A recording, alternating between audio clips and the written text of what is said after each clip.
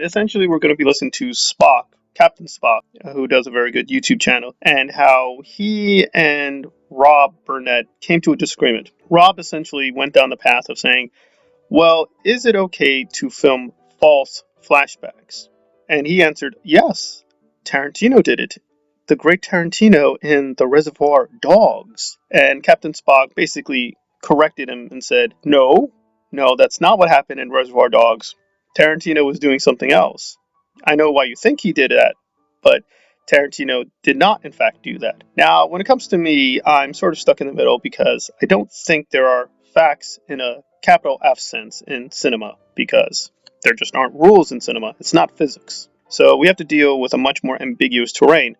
But I agree with Spock. Rob got it wrong, and he was correct. So we're going to set it up in this way that Rob, because he has this section called Whining About Movies where they just discuss open mindedly various issues or within a film. And I can understand his perspective because he is a director. He's already produced and directed a few projects. He thinks he knows everything about certain topics. I understand that. And Spock, I think in a friendly manner, just said, no, you got it wrong. I understand why you think this, but Tarantino is simply not doing what you say he's doing. So we're going to hear Spock relate the anecdote. Well, as we reliable narrator and the use of the cinematic flashback. And to sum things up, I like the trope of the unreliable narrator, someone that's not telling the truth, the whole truth, and nothing but the truth. But the camera never lies, and so if you have a flashback, then it's as real as anything happening in the film. So if it turns out a character is lying, then I think it's very disingenuous or ignorant to cinematically film their lies. And I was actually talking about Ruin Johnson and The Last Jedi, and also The Usual Suspects, where 3/4 of the whole film, it just never happened. It was a fib told by Kobayashi or Kaiser Soze. Kaiser's that guy. Kevin Spacey, the cup and if you made it all up, then what were they filming? There's nothing to film. So in the Twitter about 6 to 9 months ago, Rob said, oh, but what about Reservoir Dogs? That has a fake dream sequence, fibbed flashback from an unreliable narrator. And I was keen to point out, no, that was an unreliable narrator with a genuinely filmed, genuine flashback. Although within that, the character that the actor was playing was acting out a fake anecdote from a genuine criminal so he could act as a criminal and not the cop that he was, or was acting as, depending on how you view jobs and psychology. That's yet another layer that you can go to. So it's actually a work of genius, really, because in fact, I think it's actually a trope to spare, because Tarantino could have actually had could have cut down that anecdote to its essence of just the Tim Roth being in the toilet, and had that before the reveal, and still implied that he was actually a criminal as he claimed before the reveal that he was a cop. So that's actually you can see this topic is way, way bigger than Tarantino because it involves The Last Jedi, The Usual Suspects, and other films that, again, use the unreliable narrator technique, but in different ways. I do agree basically with Spock that The Usual Suspects is mostly a lie. That when we hear verbal speak to us, who it turns out is Kaiser Soze, or we think it's Kaiser Soze, most of the film never happened. We don't know what happened because the person can't be trusted. So when they're giving us the events, we can't say they happened. We can't say they did happen. We just don't know.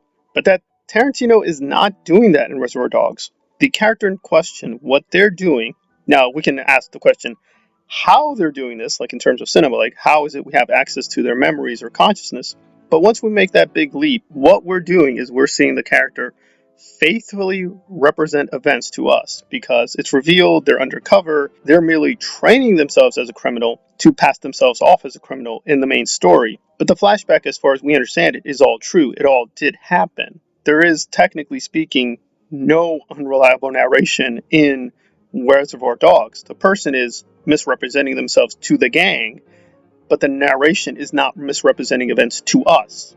The flashback did happen. It's true that it happened, and presumably we can believe everything that happened in the flashback. But Rob thinks two things. One, it's quote, a flashback memory, technically no. It really seems to be the camera's just like a documentary. It's just picking up the events. How it does this, that is a deep question. This is a deep question of all cinema, how events are recorded by a camera. Because we know it's a camera, because cameras can only move a certain way, they can only follow things a certain way. So yeah, why exactly a memory is structured like a film? Don't know, but it is. And secondly, that it's false, right? Because the character is lying. Well, I understand what the person is trying to say. Like Rob is trying to say, well, the character passed himself off as somebody different in the gang, right?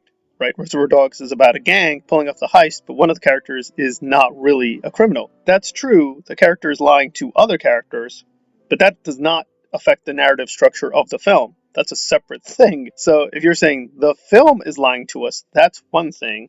That's the usual suspects. But a character lying to us doesn't really matter because that's not affecting the narrative structure. What he was saying is that when we see that flashback, no, the film is lying to us. But as Spock rightly points out, and eventually Rob agreed, right? It's a happy ending, and even Tarantino apparently confirmed, yeah, that's all real. That's not a false flashback. That is all real. You should take it as a documentary. Now, I would disagree with Spock, I think, in terms of how he's defining unreliable narration. He's defining it at the character level. I think unreliable narration would presumably be the narrative structure of the whole film. But again, that's the thing. This is ambiguous because with The Last Jedi, we do see characters who seem to be unreliable narrators. But again, does it affect the whole narrative structure? It's a difficult topic, and I'm not also sure with him when he says Tarantino doesn't do it.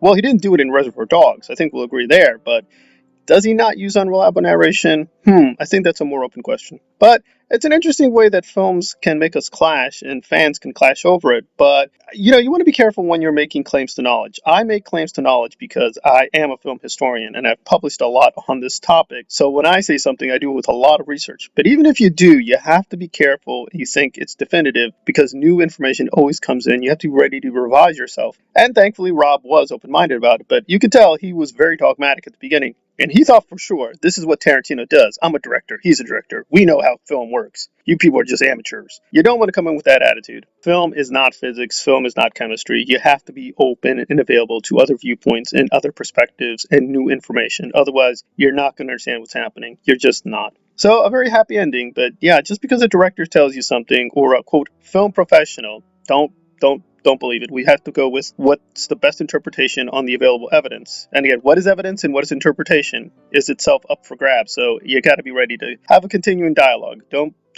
be careful about definitive statements because you have to always pose it as a question mark because you just don't know for sure. So please subscribe to Spock. He's a really good guy and he has very interesting topics he discusses. It's a little spicy. It's very kind of adult rated, so I just forewarn that. And Rob is a good guy. He does really good things with observations, but he does sometimes get a little dogmatic when discussing topics. All right, this has been a look at film culture on entering Tarantino land in a disagreement over the issue of unreliable narration. Thank you for listening.